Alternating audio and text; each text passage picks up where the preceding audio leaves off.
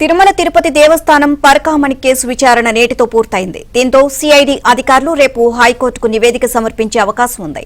December 2వ తేదీన నివేదిక సమర్పించాలని హైకోర్టు గతంలో గడువు విధించింది. అక్టోబర్ 27న CID additional DG Ravishankar Ayyanar నేతృత్వంలో విచారణ ప్రారంభమైంది. దీంతో సిఐడి అధికారులు ఇప్పటి వరకు 35 మందిని విచారించారు. వైసీపీ ప్రభుత్వంలో టీటీడీ చైర్మన్లుగా ఉన్న వైవి సుబ్బారెడ్డి, కరుణాకర్ రెడ్డితో పాటు అప్పటి ఈవో ధర్మారెడ్డిని విచారించారు.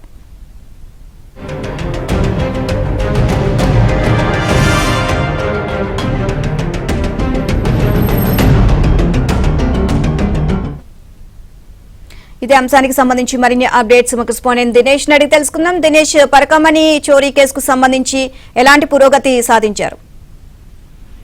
మొత్తం మీద కోర్టు ఆదేశంతో కోర్టు ఒక రకంగా చెప్పాలంటే దాదాపు చీవాట్లు పెట్టిన పరిస్థితి. సిఐడిని ఇమీడియట్ గా డిసెంబర్ 2 లోపు నివేదిక సమర్పించాలి పరకామణి కేసుకు సంబంధించి చెప్పిన పరిస్థితి. ఎందుకంటే గత ప్రభుత్వంలో అక్రమంగా లోక్ అదాలత్లో దాన్ని రాజీ చేసుకున్న పరిస్థితి ఉంది. ఆ నేపథ్యంలో ఒక ప్రజా ప్రయోజనాల వ్యాజ్యం వేయడంతో కోర్టు మళ్ళీ ఆ యొక్క కేసును పూర్తిగా ఇన్వెస్టిగేషన్ చేసి అసలు ఏం జరిగిందని నివేదిక ఇవ్వమని చెప్పింది. 2వ తేదీ కూడా డెడ్ లైన్ పెట్టిన నేపథ్యంలో సిఐడి తన దర్యాప్తును ఈ రోజుకి పూర్తి చేసుకుని రేపు కోర్టుకి ఫీల్డ్ కవర్ లో నివేదిక సమర్పించాల్సి ఉంది. పూర్తిగా ఇప్పటికే విచారణ పూర్తి చేసిన నేపథ్యంలో రేపు నివేదిక ఎలా ఉండబోతుంది అనేటువంటి ఉత్కంఠ అందరిలో ఉంది. ముఖ్యంగా ఎవరెవరు దీంట్లో ఎలాంటి పాత్ర పోషించారని ఇప్పటి వరకు ఎక్కడ కూడా సిఐడికి సంబంధించినటువంటి అధికారులు కీలకమైన అంశాలను బయట పెట్టలేదు.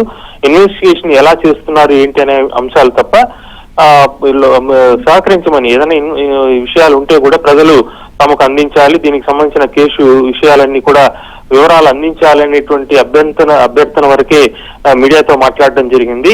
అయితే లోతైన దర్యాప్తు చేసిన క్రమంలో అసలు ఏం జరిగింది, అప్పుడు ఈ కేసులో ఎందుకు రాజీ పడ్డారు, ఎందుకు బలవంతం జరిగింది, ఎవరెవరు పాత్ర ఉంది, ఈ కేసులో ఎంత ఆస్తి ఇతరుల చేతులు మారింది, ఆ యొక్క బోర్డు తీర్మానానికి ముందరనే ఈ యొక్క కేసులో రిజిస్ట్రేషన్ టీటీడీకి సంబంధించిన రిజిస్ట్రేషన్స్ ఎందుకు జరిగింది, అలాగే ఈ రిజిస్ట్రేషన్స్ కాకుండా ఇతర ఆస్తులు కూడా ఉన్నట్టు వాటిని కొంతమంది అప్పట్లో ఉన్నటువంటి వైసీపీ ప్రభుత్వంలో ఉన్న వాళ్ళు తమ పేరుతో రాయించుకున్నారనేటువంటి అభియోగాలు కూడా ఉన్న నేపథ్యంలో ఈ కేసులో రేపు సిఐడి కోర్టుకి సమర్పించబోయేటువంటి నివేదిక పైన సర్వత్రా ఉత్కంఠ ఉంది. ఎందుకంటే ఆ నివేదిక తర్వాత కోర్టు స్పందిస్తుంది. కోర్టు స్పందించిన నేపథ్యంలో కోర్టు ఆ తర్వాత ఎవరెవరిపైన చర్యలు తీసుకోమంటుంది అనేటువంటి ఉత్కంఠ ఉంది.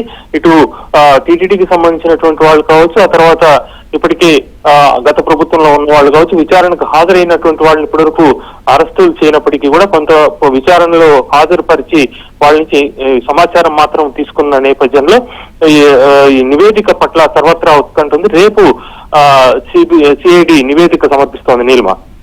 Right, thank you Dinesh.